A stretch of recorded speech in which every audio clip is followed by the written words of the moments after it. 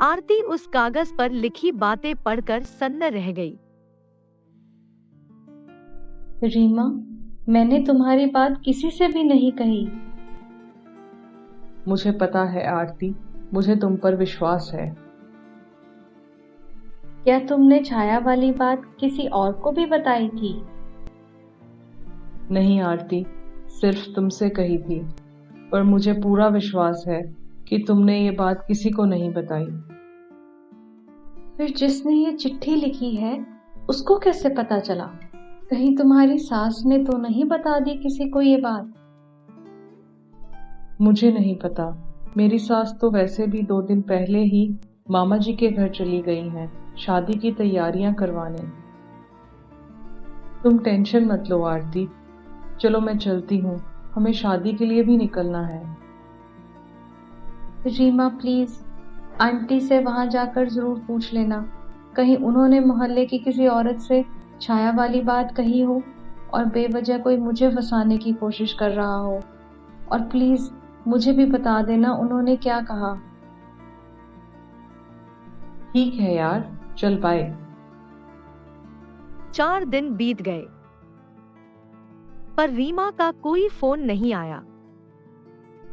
आरती ने उसको बहुत फोन किए, पर रीमा का फोन हमेशा स्विच ऑफ आता। 5वें दिन रीमा शादी से वापस आई।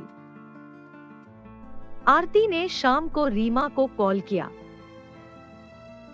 हेलो आरती, कैसी हो? रीमा, क्या तुमने आंटी से पूछा है? तुम क्यों टेंशन लेती हो आरती? मैंने कहा है ना कि मुझे तुम पर विश्वास है। रीमा, तुम्हें इसलिए टेंशन नहीं है क्योंकि उस चिट्ठी लिखने वाले ने तुम्हें तो दीदी बना लिया, पर इल्जाम तो मुझ पर लगा है ना। आंटी कहाँ है? मेरे पास ही बैठे हैं। आरती ने फोन काटा और तुरंत ही रीमा के घर पहुंच गई।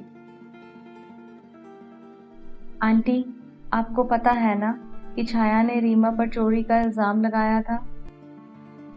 हाँ।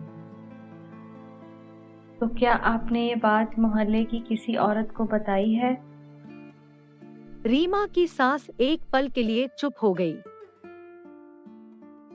आंटी प्लीज बताइए।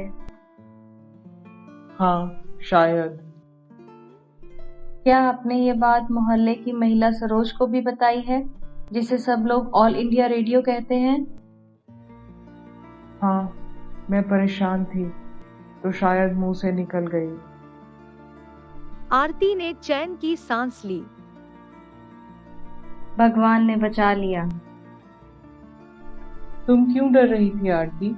मुझे तो पहले ही पता था कि ये बात उस सरोज आंटी ने ही फैलाई होगी। रीमा, मैंने तुम्हें कितनी बार कहा कि अपनी सास से पूछ लो, कहीं उन्होंने तो किसी को छाया की बात नहीं बताई।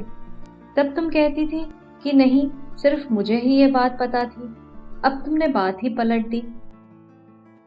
अब तो मुझे लोगों की बजाय तुमसे डर लगने लगा है। ये कहकर आरती वहां से चली गई और रीमा मुंह लटकाए उसे जाते हुए देखती रही।